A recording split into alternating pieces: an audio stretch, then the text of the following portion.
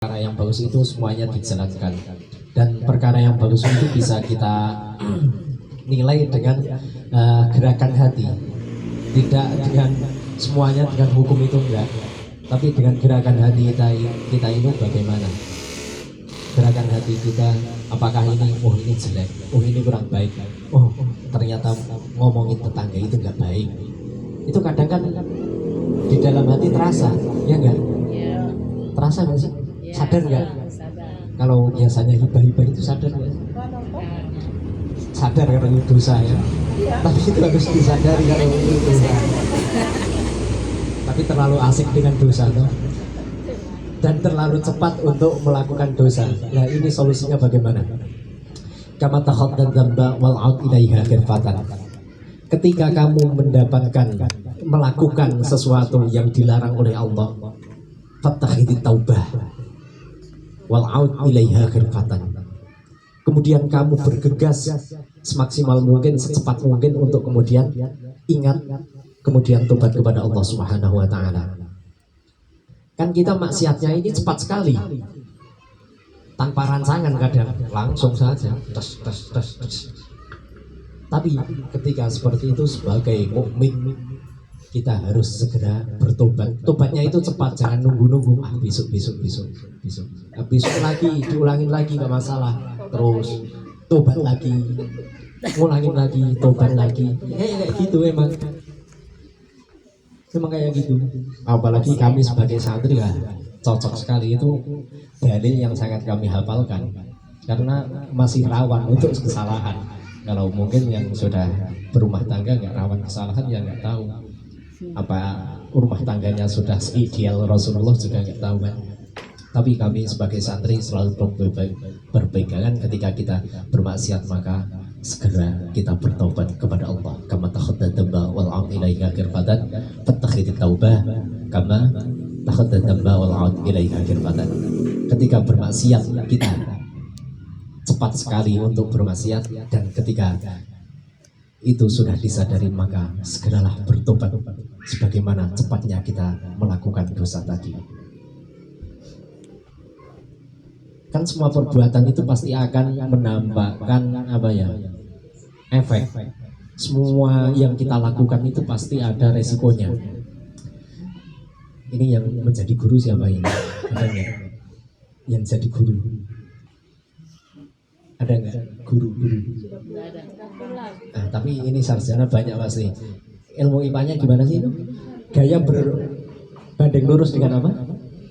Tekanan. F sama dengan P. Gaya sama dengan tekanan. Ini kan gaya. Kan beda. Setiap gaya ini menimbulkan tekanan. Ketika kita gayanya itu gaya-gaya yang tidak baik, maka tekanannya itu tidak baik. Dan ketika kita nisbatkan kepada sesuatu yang positif, itu maka dampaknya juga akan positif. Tekanan yang kita hasilkan adalah tekanan positif. Kita alurkan kepada yang negatif, semakin banyak gaya kehidupan kita, maka semakin banyak pula tekanan di dalam hidupnya. Kita hidup mungkin kebanyakan gaya yang nggak perlu kita bergaya-gaya.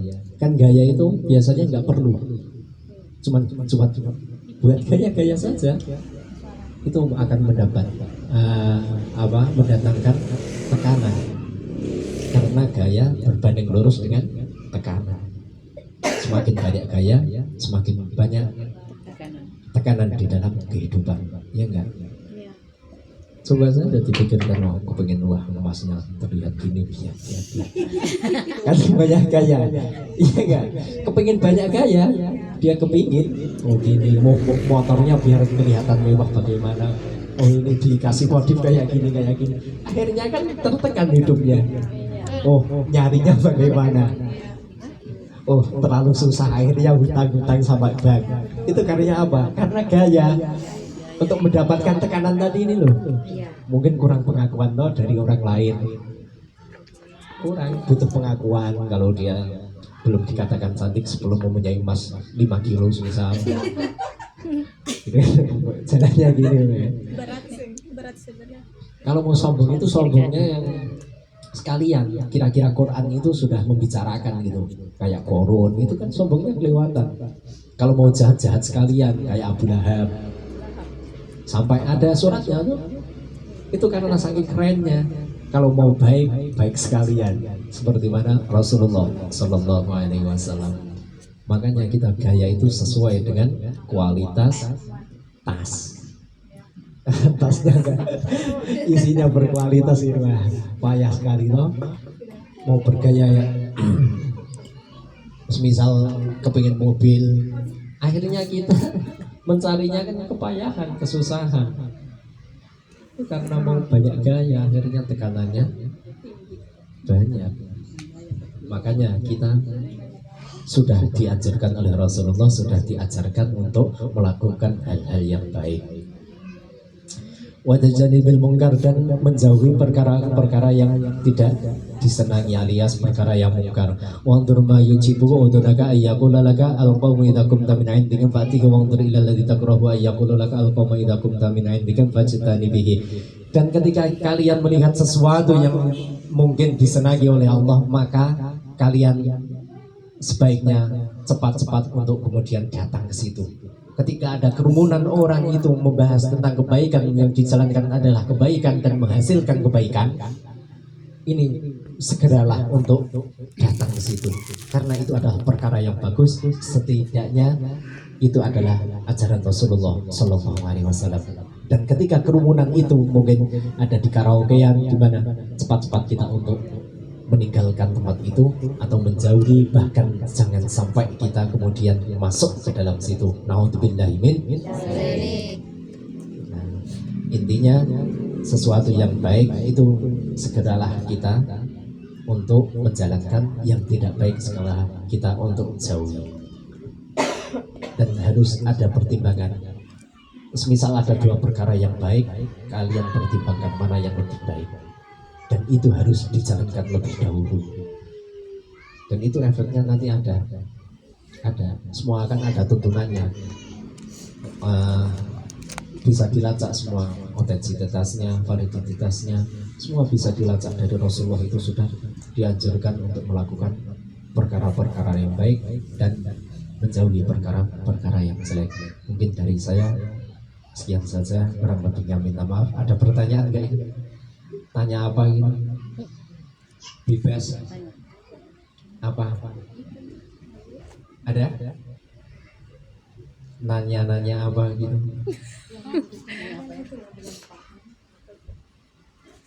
Sudah paham semua? Nggak ada problem, nggak ada permasalahan, persoalan di dalam rumah tangga mungkin?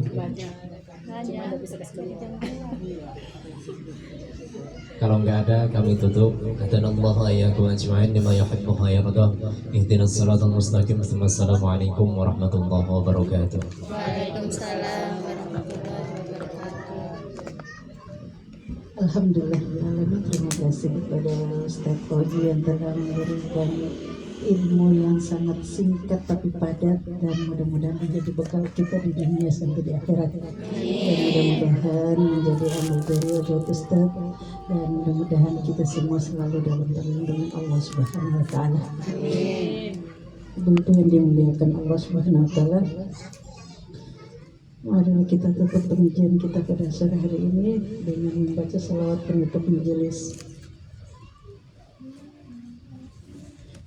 Ya Rabbana tarafna bi annana tarafna wa annana asrafna